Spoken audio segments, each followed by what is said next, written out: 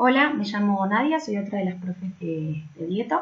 Una vez que hayan repasado lípidos con Catalina, podemos iniciar esta presentación donde vamos a charlar un poquito acerca de lo que nos cuenta, nos recomienda, nos sugiere la evidencia científica más actualizada con respecto al cuidado nutricional en dislipemias, enfermedad cardiovascular y síndrome metabólico, que como vamos a ver son tres entidades muy relacionadas entre sí.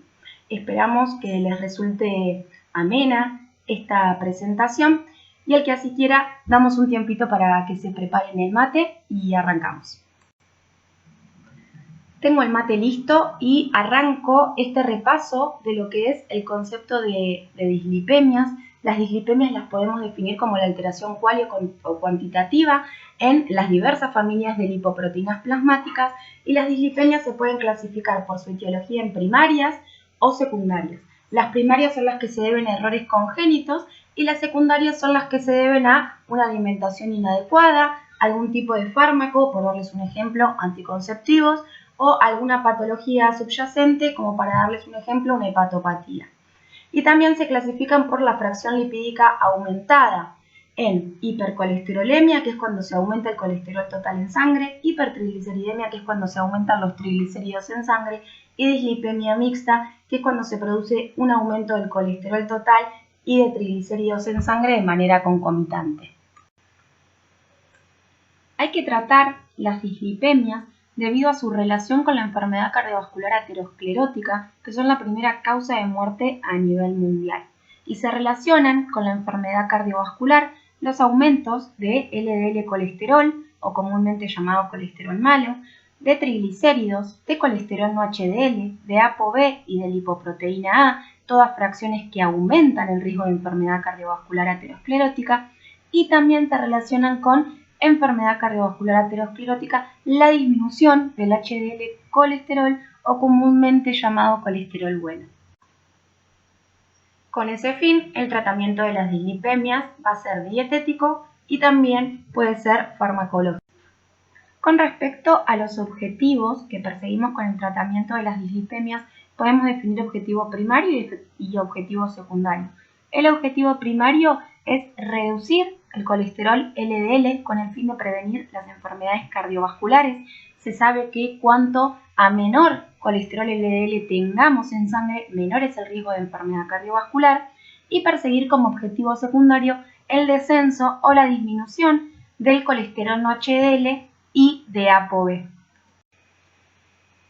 Y finalmente, otro de los objetivos que perseguimos con el tratamiento es el aumento del HDL colesterol, ya que el aumento de este tipo de colesterol bueno predice la regresión de la aterosclerosis, que es el principal factor de riesgo y lo que principalmente nos lleva a enfermedad cardiovascular, mientras que un HDL bajo se asocia con mortalidad en pacientes con enfermedad coronaria, incluso con niveles bajos de LDL, lo que nos demuestra que no solo es importante mantener lo más bajo posible el colesterol LDL, sino que también es sumamente importante mantener lo más alto posible el HDL.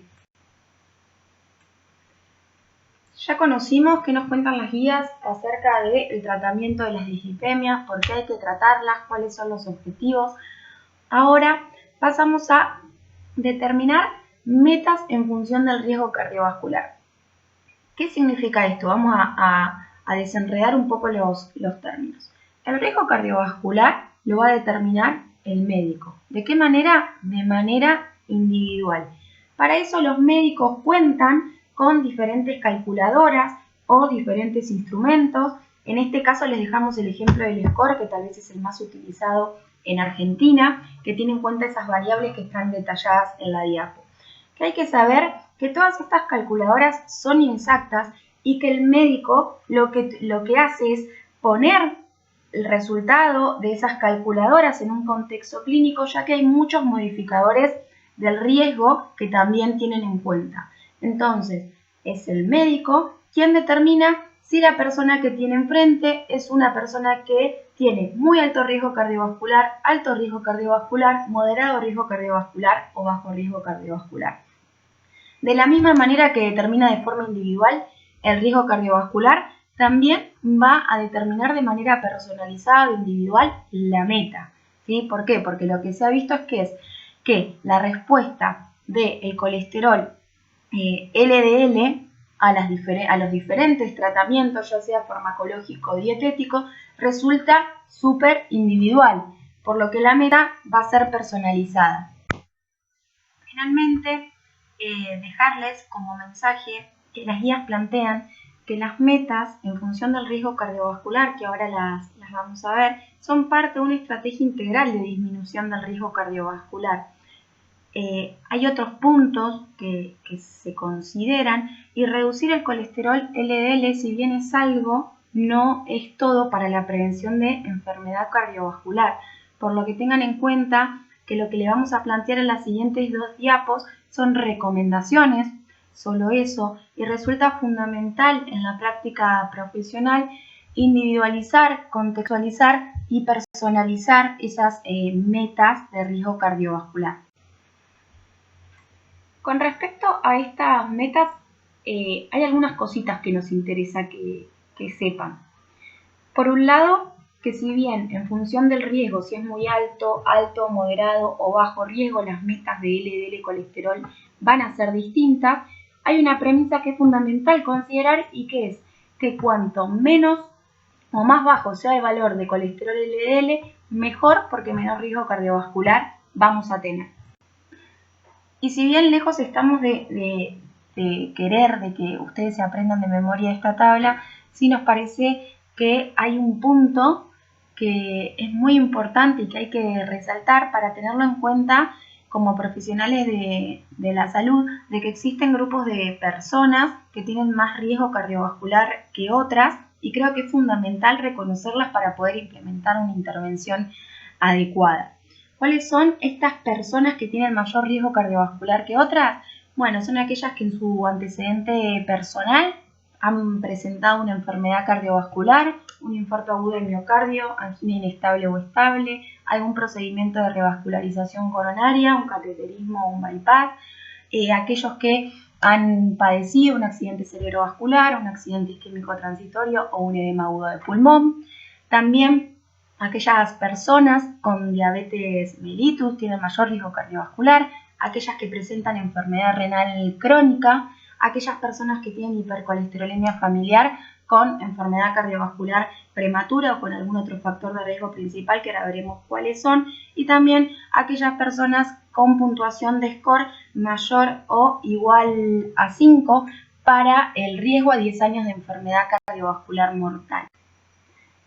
Los factores de riesgo mayores o los factores de riesgo principales se pueden clasificar en modificables y no modificables, y tenemos que la presencia de los mismos aumenta el riesgo cardiovascular.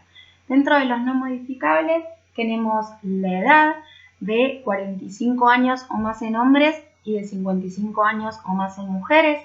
Con respecto al género, ser mujer.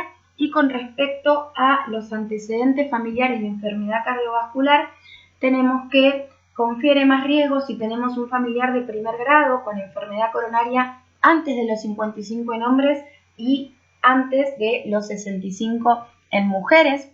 Y finalmente, con respecto a los modificables, encontramos la hipertensión, la obesidad central, que la determinamos mediante una circunferencia de cintura elevada, la presencia de dislipemia, diabetes, sedentarismo y tabaquismo.